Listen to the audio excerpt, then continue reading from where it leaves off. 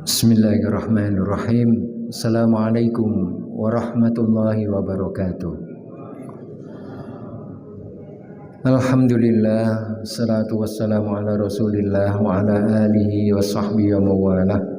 Wa la hawla wa la quwata illa billah. Rabbi syrah lana sudurana wa yassir lana umurana wahlul 'uqdatam min alsinatina yafqahu aqwalana. Amma ba'du. Jemaah sekalian yang dirahmati oleh Allah, yang membedakan kita dengan makhluk Allah yang lain itu akal, tetapi nanti yang menjadikan nilai kita itu adalah perilaku. Rasulullah SAW itu di dalam hadis, kalau kita cari di kitab-kitab hadis, itu ada ungkapan Rasulullah atau sabda Rasulullah yang berbunyi, al-muslimu man salimal muslimuna min lisanihi wa yadihi. Nah, ini contoh yang ada di hadis yang diriwayatkan oleh Imam Bukhari. Jadi kalau identitas kita sebagai seorang muslim itu bagaimana orang lain mengetahui keislaman kita, itu tidak lain kecuali dari apa yang kita lakukan, ya. Sebab kalau ini tidak muncul, inilah ya akhir-akhir inilah, sebenarnya sudah 2019 sih, ada satu survei dari dalam negeri dan luar negeri. Indonesia itu termasuk negara yang kedua religius, yang banyak memperhatikan agama selain dari Ethiopia. Ya, kita di bawahnya Ethiopia. Kemudian di sisi lain juga ketika pensurvei dari luar negeri melihat Indonesia itu penduduknya ya religius, tapi kemudian karena memang penduduk kita ini mayoritas muslim, jadi pengguna situs porno itu terbanyak. Itu luar biasa. Nah, nanti indikasinya kita temukan dalam survei yang akan saya sebutkan yang terakhir. Termasuk pengakses untuk judi online di dunia ini rekor Indonesia dibandingkan Amerika Serikat.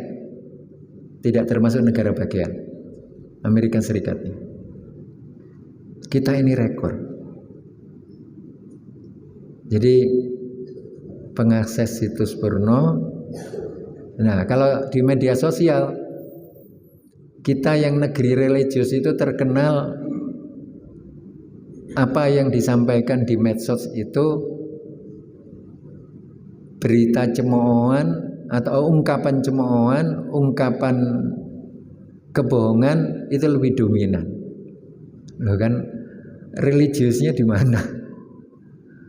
Nah, setelah kemudian ada satu atau sampai 3 lah, ya, itu mencoba untuk mentelaah kaum muslimin di Indonesia. Ternyata alhamdulillah kita termasuk yang ini. Yang rutin sholat jamaah itu tidak sampai 5%. Rutin loh ya. Nah, dari sini kelihatan tadi yang survei tentang religiusitas religiositas dan tentang perilaku itu timpalnya karena perhatian terhadap sholat. Meskipun yang menyampaikan itu berkata, ya seharusnya orang-orang Islam itu tidak hanya memperhatikan ibadah. Nah, mereka tidak ngerti. Mungkin saja saya memperkirakan saja. Mudah-mudahan perkiraan saya salah. Yang menyampaikan itu menganggap ibadah itu adalah seperti sholat, zikir, itu aja. Padahal ibadah dalam Islam tidak itu. Mungkin kalau di gereja ya peribadatan jam 1 sampai jam 10. Mungkin gitu ya, atau jam 10 sampai jam 1, jam 8 sampai jam 9 gitu. Jadi kata ibadah sendiri enggak rancu bagi umumnya orang. Nah, ini dari sekian banyak kaum muslimin itu belum sampai, jangankan sepertiga, 1/4 kaum muslimin ya dalam survei itu yang aktif sholat. Nah, yang 3/4 ya kadang sholat kadang tidak. Bahkan itu yang ekstrim. Disebutkan bahwa kalau tidak sampai 5% yang ajak sholat jamaah, ya karena memang ya itu saja. Makanya kemudian dilanjutkan, kapan kaum muslimin di Indonesia yang ada di Indonesia itu mulai rajin sholat? Itu yang sudah mendekati usia 70, jadi di atas 50. Nah, ini menjadi telak apa yang disabdakan oleh Rasulullah ketika Rasulullah mengingatkan tentang al-muslimu, seorang muslim itu ya. Jadi yang penting itu muslim itu man salimal muslimuna, orang muslim yang lain itu bisa menjadi selamat, atau orang muslim yang lain itu selamat ya dari bahaya satu, lisannya ya. Lisan ini menunjukkan keputusan, wayadi, dan tangan ini menunjukkan tindakan. Berarti keputusan dan tindakannya itu kalau menjadikan dirinya dan juga orang lain itu bisa selamat, maka itu muslim betul. Kalau belum, nah ya ini tadi kaitannya dengan survei tadi itu begitu. Ayo perilakunya itu yang kemudian Masya Allah. Karena ya kita mayoritas, sehingga itu bisa dibidik dengan melihat seberapa banyak dari mereka yang berperilaku itu. Padahal terkenal, negeri kita terkenal religiusnya, perhatian terhadap agama. Tapi kenapa kok kemudian terjadi di masyarakat atau di rakyat Indonesia seperti itu? Maka kembali lagi, karena keislamannya belum bisa menunjukkan perilakunya sama dengan keislamannya. Ini koreksi bagi kita semuanya ya. Ini subhanallah. Nah, bahkan kalau kita muslim sekarang ya, kita mukmin. Kali ini banyak, Imam Bukhari meriwayatkan, juga Imam Muslim meriwayatkan, Imam Abu Dawud meriwayatkan, Imam At-Tirmidzi meriwayatkan, Imam An-Nasai meriwayatkan, Imam Al-Baihaqi meriwayatkan, Imam Ad-Darimi meriwayatkan, Imam Ibnu Huzaimah meriwayatkan, Ibnu Majah meriwayatkan. Banyak yang meriwayatkan tentang ini hadis al-muslimu man salimal muslimuna min lisani wa yadi. Seorang muslim itu adalah yang bisa menjadikan muslim-muslim yang lain selamat dari bahaya lisan dan tangannya. Nah, selanjutnya ini tambahannya, wal muhajiru, orang yang berhijrah itu man hajara yang berhijrah dari apa yang nahallahu, yang Allah mencegah darinya. Nah, yang kita ambil itu posisinya tentang keislaman kita dan keislaman kaum muslimin. Ya ini. Nah, maka kata Islam itu sudah pas untuk ya semuanya yang muslim. Nah, sekarang kita gali. Kalau kita beriman itu imannya yang bagaimana? Ya. Kita cari dulu ya. Wal mu'minu ya. Maaf. Wal mu'minu mu'min. Wal mu'minu man. Jadi Rasulullah memberitahukan wal mu'minu man ammana nasu. Ya ini. Man aminahu atau man ammana. Ya. Kalau ini kita ambil dari riwayat At-Tirmidzi. Sama lanjutannya al muslimu man salimal muslimuna min lisanihi wa yadihi. Cuma beda dari jalur periwayatannya aja. Sekarang kita ambil wal mu'minu man aminahun nasu ala dima'ihim wa amwalihim. Sekarang kita ambil tentang orang yang beriman itu, ya. Jadi kalau orang yang beriman berarti kedudukannya harusnya begini. Orang yang beriman itu adalah bagaimana perilakunya? Siapa orang yang beriman itu aminahun nasu, manusia itu bisa merasa aman. Ya. Apanya? Dima itu artinya darahnya. Berarti tidak tersakiti, tidak dilukai, tidak sampai terbunuh. Berarti aman darahnya. Dima itu. Ya. Kemudian amwal, berarti hartanya juga aman. Nah, sekarang dikategorikan mukmin itu bagaimana kalau kemudian barang tertinggal itu aman? Itu hanya bagaimana ceritanya itu? Ya, di tempat yang mayoritas bukan orang yang beriman aman, sementara mayoritas orang yang beriman tidak aman. Nah, jadi yang aman itu adalah darah dan harta. Darah menunjukkan kehormatan. Kemudian tentang jiwa, ya, dan segala yang terkait dengan kehormatan dan jiwanya.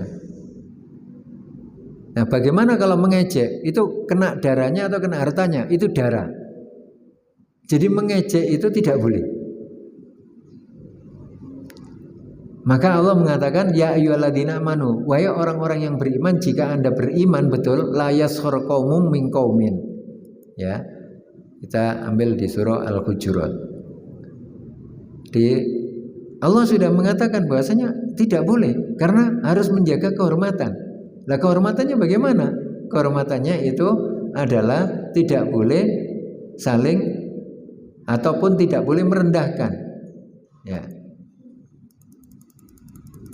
Ini adalah jelas. Ya ayyuhalladzina amanu, wahai orang-orang yang beriman, la yaskhar qaumun min qaumin, jangan sampai merendahkan. Sakhir itu ditundukkan, artinya dipaksa tunduk. Yaskhar. Dalam makna yang lain, dalam tafsirannya itu adalah mengejek, mengolok-olok, menjatuhkan martabatnya. Satu kaum itu terhadap kaum yang lain. Bagaimana dengan individu? Lah kaum saja tidak boleh, apalagi individu. Gitu. Jadi sudah dilarang. Nah, perilaku inilah menunjukkan bahwa orang atau manusia itu kalau hidup di sekitar orang yang beriman, itu akan menjadi aman. Karena keimanan itu lambang dari keamanan. Iman aman. Lah kalau orang yang beriman hidup, tapi orang yang hidup di sekitarnya tidak aman, berarti mukminnya, kemukminannya itu dipertanyakan. Sehingga Allah juga berfirman, ya ayyuhalladzina amanu aminu, ya. Alladzina amanu aminu. Itu diulangi. Amanu terus aminu. Ini tidak pernah muncul. Loh, orang yang beriman kok masih disuruh beriman gimana? Ya kita keluarkan dulu supaya kita jelas. Jadi Allah Subhanahu wa taala itu memberitahukan kita orang yang beriman masih diperintahkan beriman. Kenapa? Nah, karena konsistensi dari keimanan itu sendiri. Ini kan sudah ya ayyuhalladzina amanu. Nah, wahai orang-orang yang beriman, kan sudah. Lah kenapa perintah lagi aminu, berimanlah. Ini yang menjadi sudah beriman kan, diperintahkan beriman. Para ahli tafsir menyebutkan ini adalah kemunafikan. Justru itulah kita ini dihindarkan dari kemunafikan karena perilaku. Jika orang yang beriman, maka perilaku keimanannya itu harus menunjukkan seperti yang disabdakan oleh Rasulullah di dalam hadis yang diriwayatkan oleh At-Tirmidzi, dan ini kedudukan periwayatannya hasan. Hada hadisun hasanun sahihun. Hasan. Hadis ini yang meriwayatkan Abu Hurairah, tapi jalurnya yang membedakan jalurnya ini. Ya, At-Tirmidzi mengambil dari Qutaibah mengambil dari Al-Lais mengambil dari Ibni Ajlan, ya. Ibnu Ajlan mengambil dari Qaq bin Hakim mengambil dari Abi Shaleh. Nah, ini aja yang beda. Ujungnya nanti ketemu Abu Hurairah lagi. Dan Abu Hurairah dari Rasulullah, dan inilah yang kemudian diriwayatkan oleh At-Tirmidzi. Imam An-Nasai juga meriwayatkan hal yang semisal, sama dari jalur yang diriwayatkan oleh At-Tirmidzi, sama. Ya, ini Qutaibah, kemudian Al-Lais, Ibnu Ajlan dari Al-Qaq, kemudian Abi Shaleh dan Abu Hurairah. Berarti sama. Nah, apa bedanya dengan yang tadi? Yang tadi beda. Jalurnya dari Imam Muslim, tidak dari orang-orang ini. Tapi ujungnya sama. Nanti dari Abi Shaleh an Abi Hurairah. Gitu. Nah, yang kita ambil, jadi perilakunya harus menyesuaikan dengan identitas. Nah, ini yang kita kaji ini adab Islami, itu artinya perilaku Islam yang diajarkan oleh agama Islam itu bagaimana? Ini yang kita masih berhenti di internal keluarga kita. Maka identitas kita apa? Muslim, ya, sesuai dengan sabda Rasulullah. Ini dalam hadis yang banyak perawinya, yaitu bagaimana? Ya, orang lain harus bisa selamat dari lisan kita. Begitu kita berbicara, maka harus menepati apa yang dikatakan oleh Allah, bahwasanya wa ibadur rahmani, ya, alladzina yamshuna 'alal ardi hauna, ya. Ada ibadur rahman. Rahman. Itu ada wa ibadur rahman, itu ada di surah Al-Furqan, ya. Dan hamba-hamba Allah, hamba-hamba Ar-Rahman, itu yang paling penting, kita keluarkan dulu ayatnya. Yang paling penting itu adalah apabila hamba Ar-Rahman itu ya, sudah apa?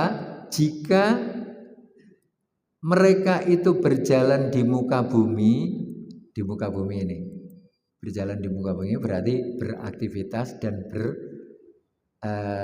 berperilaku, ya. Itu hauna. Hauna itu kalau yang pas di bahasa kita itu adalah dia itu penampilannya menarik dan menyejukkan hati. Kok jadi panjang ya? Ya, diperpendek. Kalau sopan kurang, tidak hanya sekedar sopan, jadi menarik. Ya. Hana yahinu itu sebenarnya rendah, gitu loh. Jadi sikap tawaduknya, terus gerapiaknya, itu begitu. Itu ciri khas ibadur rahman. Lah kalau ibadur rahman apa? Pasti beriman. Nah, kalau hamba itu kemudian tidak beriman kepada Allah, nah ya itulah yang kemudian kehambaannya itu menjadi tercoreng. Lah terus dia hambanya siapa kalau enggak hambanya Allah? Gitu. Terus ini hauna, ya kita kasih catatan ini hauna. Tetapi yang dimaksudkan nanti orang lain selamat itu wa idza khotabahumul jahilun. Jahilun ini orang yang tidak tahu. Apabila dia berbicara dengan orang yang tidak tahu, maka pembicaraannya itu qalu salama. Harus membawa keselamatan. Nah, kita mungkin pernah pengalaman.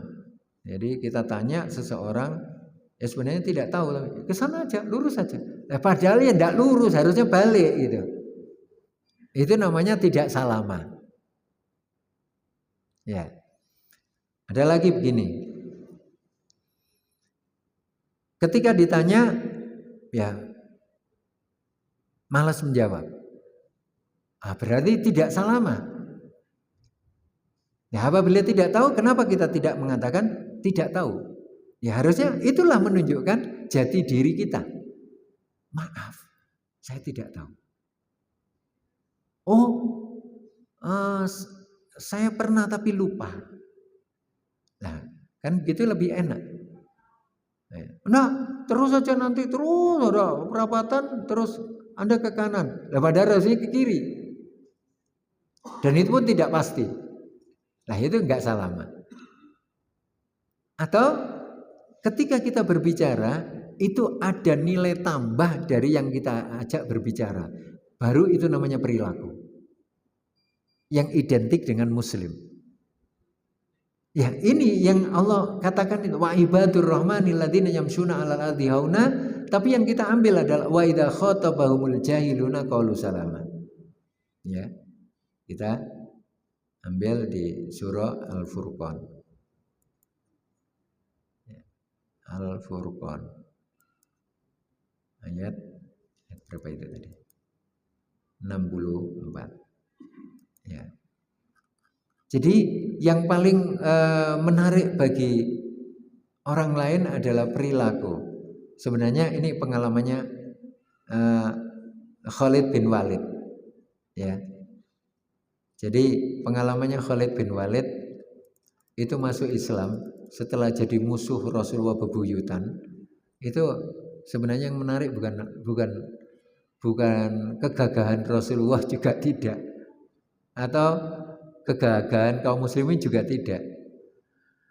Tetapi perilaku yang ditunjukkan oleh Rasulullah bersama para sahabat yang setianya itulah yang menarik. Nah, inilah. Jadi salam itu adalah sesuatu ungkapan yang membuat orang lain punya nilai tambah, itu mencakup yang lain semuanya. Dari tahu menjadi tidak tahu, dari gundah jadi tenang, dari resah kemudian jadi bahagia atau senang, itu adalah salama. Jadi perilaku ini menunjukkan keislaman. Kalau tidak, maka akan jadi runyam. Jadi ketidakpercayaan, ada mosi tidak percaya. Nah, inilah saya kembali mensitir apa yang pernah ditemui oleh Yusuf Al-Qaradawi ketika bareng-bareng ibadah haji di Mekah, bertemu dengan seorang yang belum setahun hijrah ke Islam. Bahasa kita mu'alaf ya. Nanti disebut Ustadz Felixo mu'alaf, Ustadz mu'alaf. Masa Ustadz mu'alaf? Mu'alaf itu yang lemah imannya. Sahabat Umar tidak pernah jadi mu'alaf. Karena apa? Masuk Islam itu langsung kuat. Nah, yang disebut mu'alaf itu adalah yang masih punya kelemahan untuk mengikuti Islam. Maka disebut mu'alaf. Gitu. Nah, suatu ketika qadarullah ditemukan. Nah, pertemuan itu menghasilkan di musim haji yang notabene dari sekian, ya alhamdulillah dari sekian kali lah, dari sekian kali saya berhaji itu tidak pernah menemukan yang perfect sesuai dengan perilaku sebagai seorang muslim, perfect ya. Kenapa? Ya kita ambil salah satunya diantaranya adalah tentang bagaimana sikap seorang muslim itu yang bertanggung jawab. Ya. Memang tidak dominan. Jadi kalau habis makan itu buang ya sembarangan aja sudah, plong gitu. Ya. Pertemuan ini justru setelah di Arafah, meninggalkan Arafah di waktu malam, enggak seberapa kelihatan. Tetapi begitu meninggalkan Mina itu adalah terang benderang, bukan gelap gulita atau bukan mau gelap. Begitu meninggalkan Mina, Masya Allah, tumpukan sampah itu banyak sekali yang ditinggalkan. Itulah kemudian komentarnya adalah begini. Untung saya ini ya mengenal Islam dulu baru mengenal kaum muslimin. Andaikan saya mengenal kaum muslimin dulu baru saya Islam, saya akan kembali lagi ke agama saya yang awal. Kenapa? Enggak menarik. Gitu. Itu pengalamannya Yusuf Qaradawi. Saya pernah kedatangan seorang wanita, ya masih bujangan, gadis dari Filipina, rumahnya di Manila,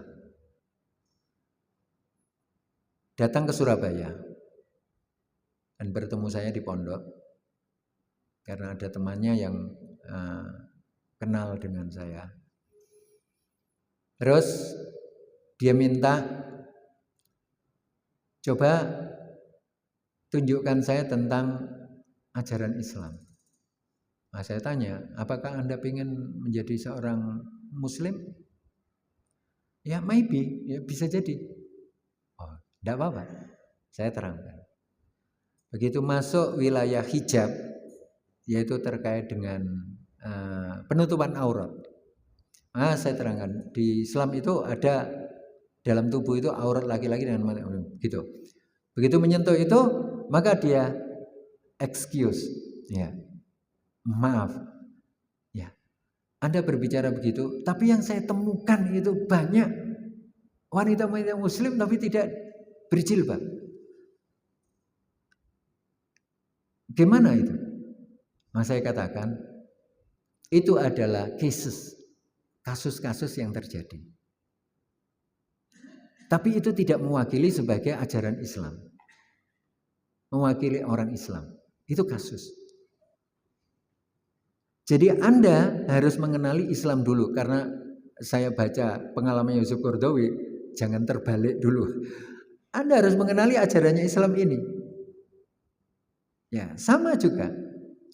Dari kaum Katolik, apakah semuanya kemudian mereka itu pergi ke gereja setiap hari?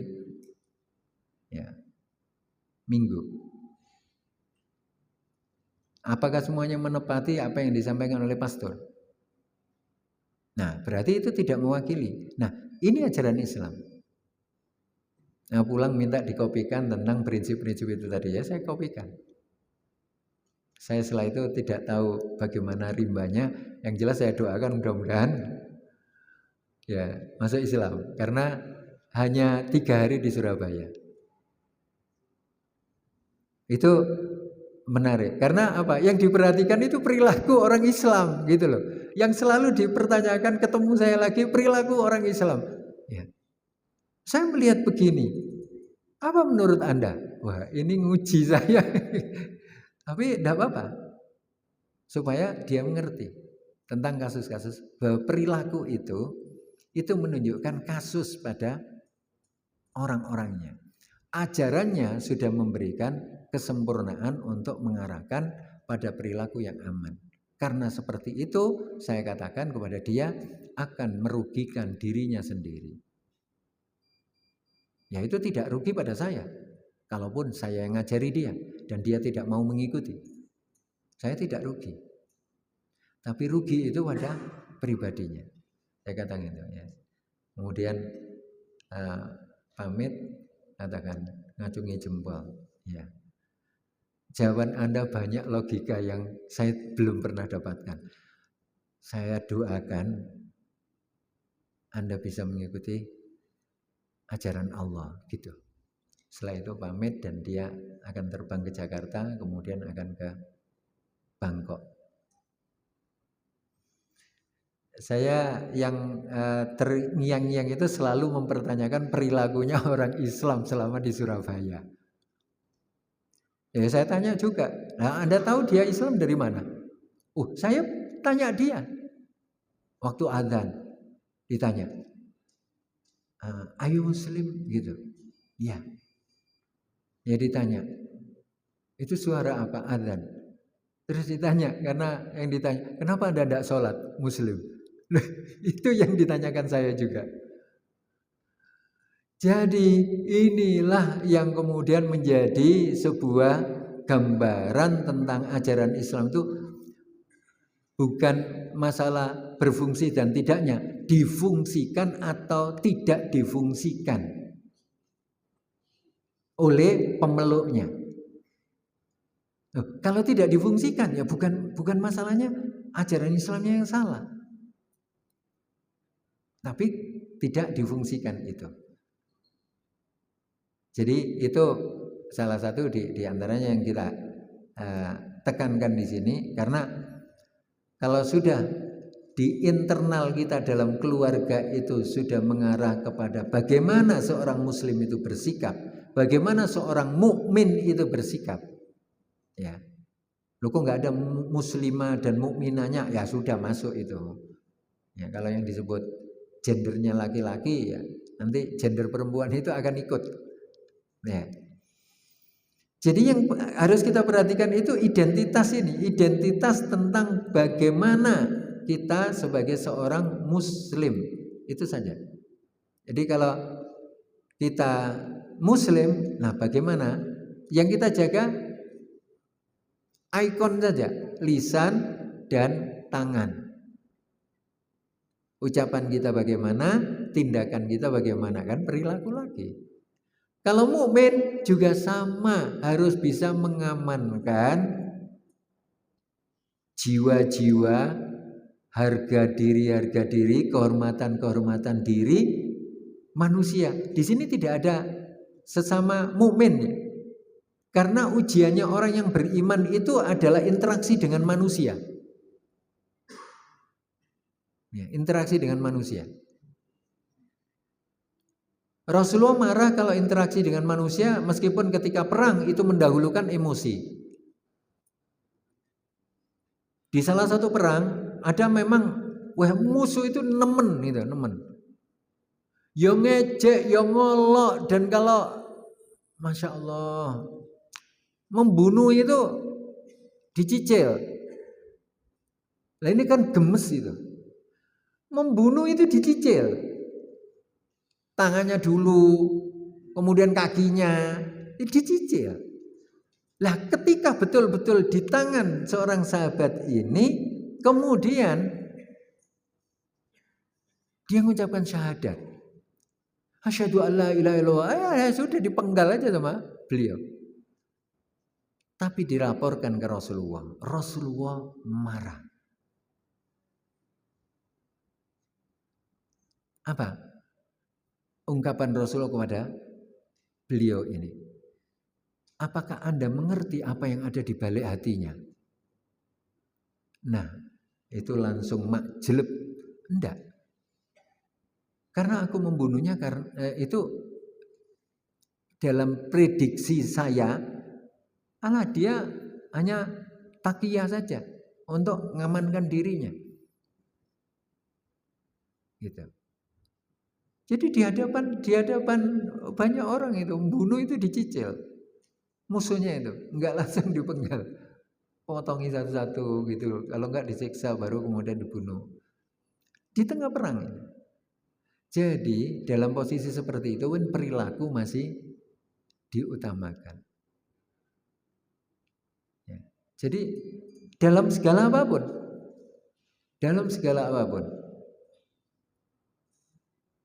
Nah, untuk menunjukkan keimanannya, ya kita lihat bagaimana perilakunya. Bisa membuat orang lain aman enggak?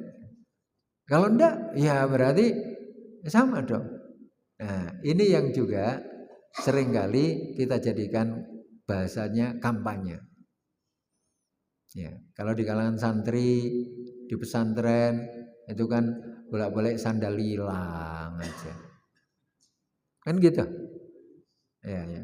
Bapak-bapak yang punya putra-putri ataupun cucu pernah di pesantren, ya, sandal itu tidak pernah beli satu terus bertahan setahun itu. Nah, inilah yang kemudian jadi kampanye. Meskipun ada yang contohnya bisa bertahan sampai setahun. Nah, bagaimana caranya? Nah, inilah yang kemudian menunjukkan tentang kemukminannya itu betul-betul terrealisir. Ya. Jadi aman, aman. Ya sekarang pakai CCTV aja juga nggak aman. Gitu. Nah, jadi kembali lagi yang menjadi sorotan atau perhatian yang harus kita perhatikan adalah bahwa identitas kita sebagai muslim atau identitas sebagai mukmin itu harus memberikan perilaku yang sama dengan identitas itu. Itu tuntutan Allah. Ya. Ini yang memang harus ada upaya.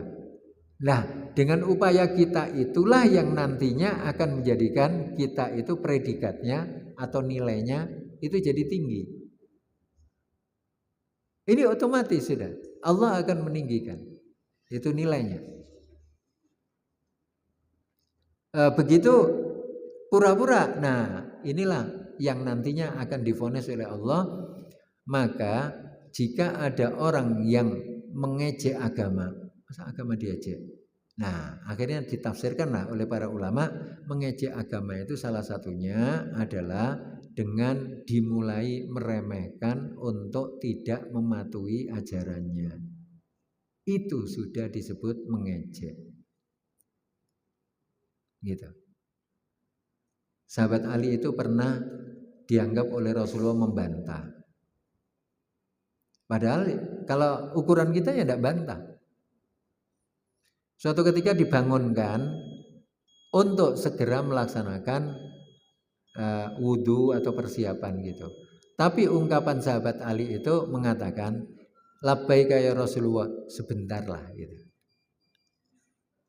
Terus habis mengucapkan sebentar itu Rasulullah langsung mengucapkan potongan ayat. Wa kanal insanu aktsaru syai'in jadala, dan manusia itu yang paling banyak membantah. Sahabat Ali kan langsung tersentak, ya Rasulullah, izinkan bahwasanya saya minta dimaafkan oleh Allah.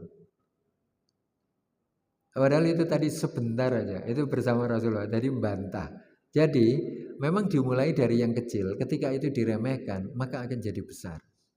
Sehingga mengolok-olok agama itu dimulai dari meremehkan ajarannya. Nanti kalau ajarannya diremehkan, lama-lama kemudian tidak dipedulikan dan kemudian dijadikan sebagai buah mainan saja. Atau hanya sekedar ya omongan doang, omdu lah, omong doang. Jadilah nanti itu disebut dengan mengejek. Jika itu dilakukan oleh seorang pemimpin, maka pemimpin itu akan menjadi berkurang kewibawaannya untuk ditaati, dan itu menjadi syariat dalam ahkam sultaniyah atau hukum-hukum terkait dengan kepemerintahan. Nah, inilah yang kemudian perilaku itu penting untuk kita perhatikan. Ya, kita mulai dari siapa? Ya dari diri kita. Lalu siapa? Ya ada yang siapa yang dekat dengan diri kita. Strukturnya ya kalau suami ya ke istri, kalau istri ya ke suami, terus ke anak, ke atas orang tua, itu paling dekat. Selebihnya nanti saudara, dan selanjutnya itu nanti tetangga yang akan kita bahas setelah ini. Saya kira itu jamaah sekalian untuk pengingat bagi diri saya dan kita semuanya tentang identitas kita sebagai muslim dan mukmin.